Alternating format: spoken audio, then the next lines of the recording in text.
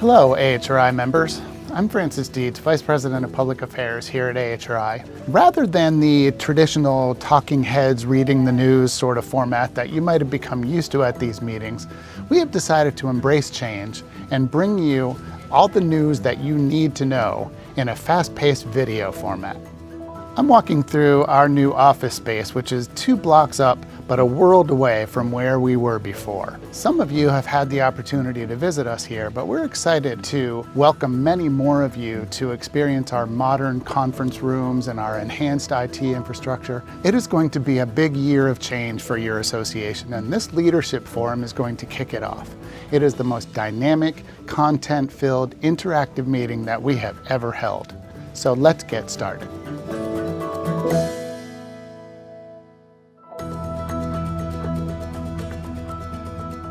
I know that for several years we have been working to expand and diversify our laboratory testing capabilities. Yes, there's a lot of work going on in the certification area, and specifically as it relates to diversification, we're at the final stages of the plan that was approved by the Executive Committee, which ends in 2020. A lot of hard effort has been put in by members and staff to qualify additional laboratories for AHRI testing. Currently, we're conducting correlation testing for unitary small air conditioners and heat pumps. We have 9 laboratories contracted for AHRI testing. One is in China, and that's GMPI. We also have laboratories in Europe, and that is CETIET in France and Lucerne in Switzerland. All these laboratories are part of what we call centers of excellence, testing centers of excellence, that now that we have COFRAC accreditation, helps our members do business in Europe. We're looking to expand testing at the same laboratories to conduct different types of product tests. Our members need to test their products where they are produced. That's our primary goal as we try to expand our testing facility outside of the U.S. So just as a quick follow-up, would you say that AHRI is extremely careful in making sure that the laboratories we choose have the capabilities to serve our members in terms of testing? AHRI is very careful. We have built our reputation on that, and particularly as it relates to the accuracy and the repeatability and the confidentiality of the result. We're very excited that we have the ability to work on a new tool that uses AI, artificial intelligence, and machine learning to analyze the data that we gather from product testing, as well the ones that exist currently in the directory. We are working on this tool for the regulated products right now. One of the purposes of the tool is to protect our members from DOE enforcement testing by zeroing in and detecting anomalies in product ratings that could expose our members to the regulating bodies. Our program growth is primarily in the US, in North America.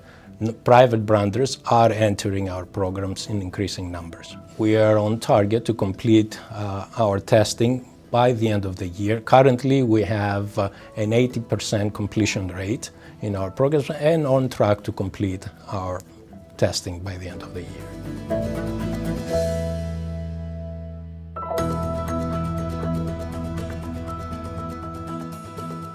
William, earlier this year, we launched the completely revamped AHRI Directory of Certified Product Performance. Can you tell our members a little bit about the incredible process that went into that? We started with focus groups with our members and our industry partners. We had a contracting company working with us, came very highly recommended from one of our members. So it was a huge undertaking because our old system has been there for quite a bit of time. So we had to generate those requirements from scratch. The new system has 3 different ways to search. You can do a universal search, quick search, advanced search. On the mobile side, I think we got a lot of good feedback, especially for people in the field. They want to be able to look up the directory in the field, so installers can look up a certificate on the fly and send it to their customers. We do have overseas users, and as a result, we added multi-language support. So there's 5 different languages we support. There are improvement steps we're putting in place so that they can run faster. One thing that has been improved is that if they have a huge file, we have eliminated the fact that people had to sit there and wait for their file to be processed. We're processing in the background so they could continue their work. I think we have a better control in place to manage those files and making sure that they're getting processed.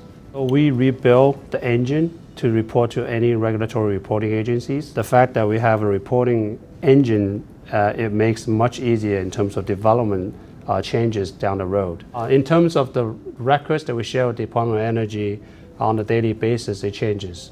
But overall, we share more than 5 million records with them. We continue to make sure that all the post-launch defects are getting addressed and that we have a complete reporting functionality in place for our members. Obviously, people test right before we launch, but also a lot of people started testing after we launch. So we actually got a lot of good feedback on additional feature sets that they would like to see in the directory. Immediately after we're getting all the kinks out, all the defects are redressed, we will work on those additional features that people are asking for.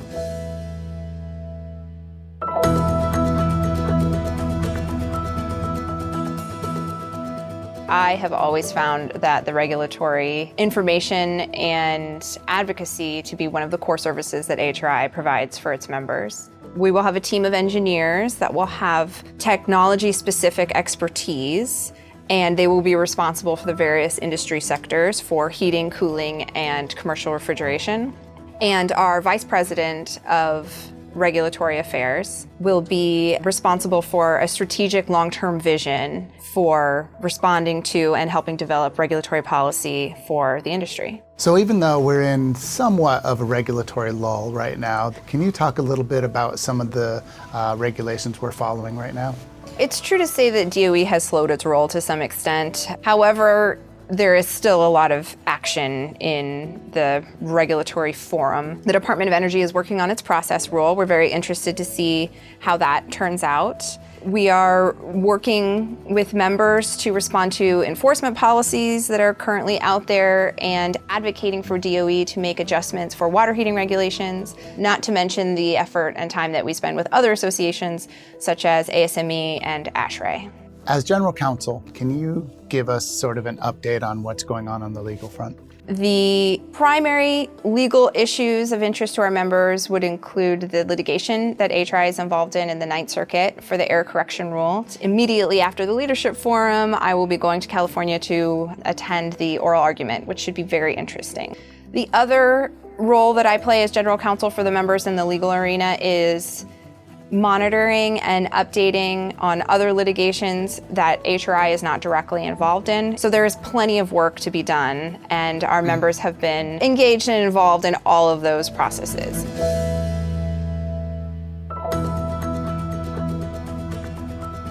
Can you just talk a little bit about AHRI's efforts to engage the tariff issue? We have allied ourselves with coalitions, both in the United States and in Canada. AHRI staff has prepared a primer for our members available on our website explaining what the new tariffs are, whether they affect our members, whether they can apply for an exclusion or not, and links to important documents, the Federal Register Notice, the AHRI Analysis, the AHRI Action. And we hope that these help the members, because looking at tariff issues with the intensity the administration is and those of us who are affected now have to, is not something that's typically done every day, every year. Can you give me a little bit of an update on minimum energy performance standards? Yes. The Montreal Protocol puts together a technical assessment to emphasize the need for increased regulatory involvement globally in the regulation of the energy efficiency of air conditioning, heating, and water heating equipment. Reasonable projections are that by 2030, not so long from now, 2 billion more people will enter the global middle class. So the demand for air conditioning, hot water is going to increase. So training and education of the workforce now takes an even higher priority. It is a major issue that's going to continue to affect our members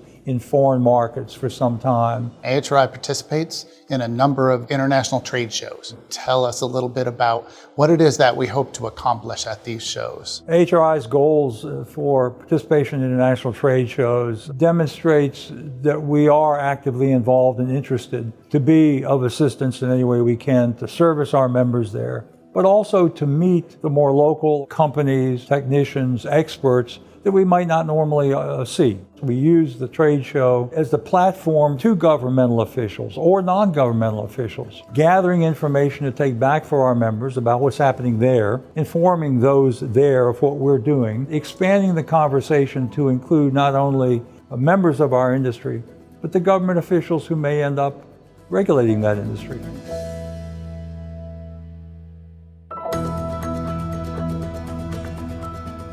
Can you talk a little bit about how AHRI is addressing the Kigali Amendment and the phase down of HFCs at the state level? In the absence of federal action on the Kigali Amendment, we've actually seen 4 states now announce plans to undertake rulemakings to phase down HFCs.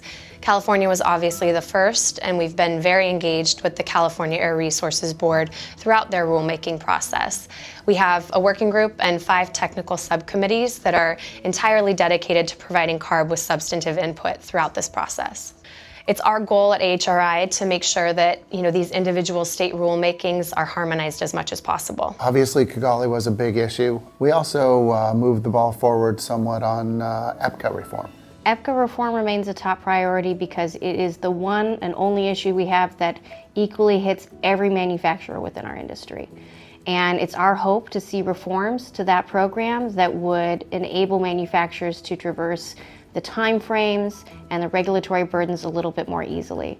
We worked very hard to have a discussion draft come out earlier this year and start conversations in a bipartisan way about what that could look like in coming months. We have members from both parties, both personal offices and committees, that are committed to having that conversation and putting something out in 2019 that would address certain issues that the manufacturing community has with EPCA, as well as possibly some issues that the efficiency advocates see, and give us something that would be passable by the Senate that we could move in the following year. Can you give us an idea of how we followed up this year with lawmakers on the tax issue? We had an incredible win in 2017 on the tax issue. We went from 39 years of depreciation for our products, which was just not in line with the lifetime of a normal HVAC product. And we went to immediate expensing under 179. Great win. And after a year of trying to build momentum on both the Hill and within the administration, we've received news that the Treasury Department is moving forward on a guidance document for our industry that will lay out the exact scope of products that can be included. We're hopeful that the guidance document would be available in time for tax return season, so February of 2019. There are some internal issues that have to do with their approval process that could delay that, but we're still hoping that would be at least early 2019. Do we plan to continue the state summits? Absolutely. This year we'll actually be returning to Sacramento. So the dates for that summit are March 26th and 27th, and we're really hoping to get even more members engaged at the state summit. We've already got a great lineup of both legislators and rulemakers coming to present and speak on the issues that they're working on, particularly related to these rulemakings and to energy policy. So I hope everyone can join.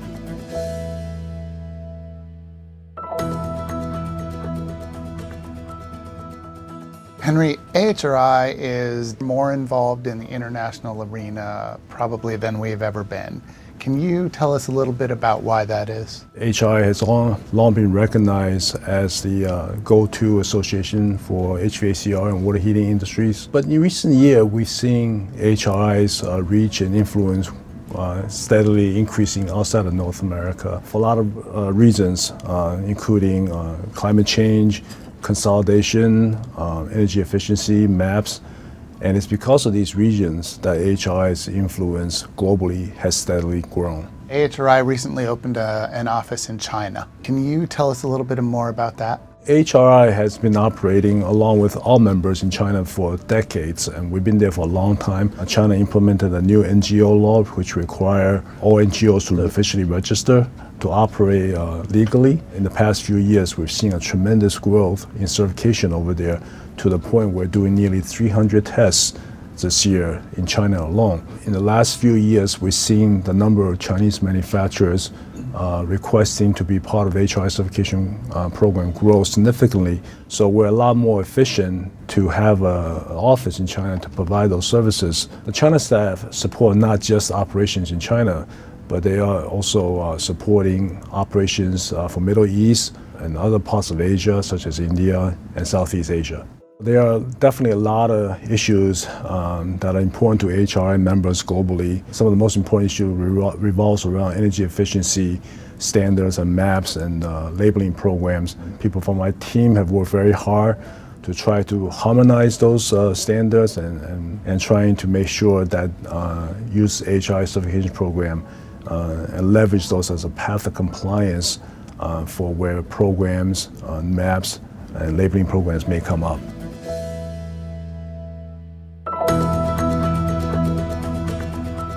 Mike, standards are one of the 4 pillars of AHRI, and tell the folks watching some of the standards and guidelines that we're working on right now. We have over 100 standards and guidelines now and 10 proposed standards under development. 3 of those are going to be completed shortly. One on demand response energy management for residential applications. We have our standard on wind load design for HVAC equipment. And we have a guideline covering unique fittings and service ports for flammable refrigeration use. Can you give us an idea of what AHRI's standard strategy is for Canada? We're submitting standards directly through our accreditation by the Standards Council of Canada, with standards covering compressors, walk-in coolers, infrared heaters near completion. Is AHRI still involved in IEC and ISO standards development? We certainly are still in the international standards business. We're working with the ISO TC86 in particular, which is a refrigeration air conditioning group. We are doing some things, again, that affect our global work, as we want our standards recognized in countries abroad, because there's pressure from other standards writers across the world that compete with us. AHRI and formerly AHRI have been very proactive in developing standards early on in the process. So they've been writing standards since the 50s, but it keeps growing, new technologies, new applications, and standards come and go, but they continue to evolve and don't go away.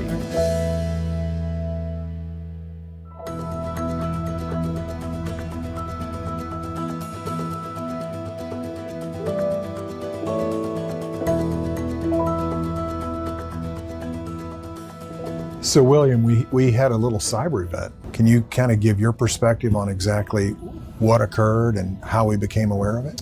So it happened Labor Day weekend, and our system had a notification that one of the server went down. Okay. So we started investigating. Right around Saturday morning, we discovered that some files got encrypted, and it looks like a virus got into our system.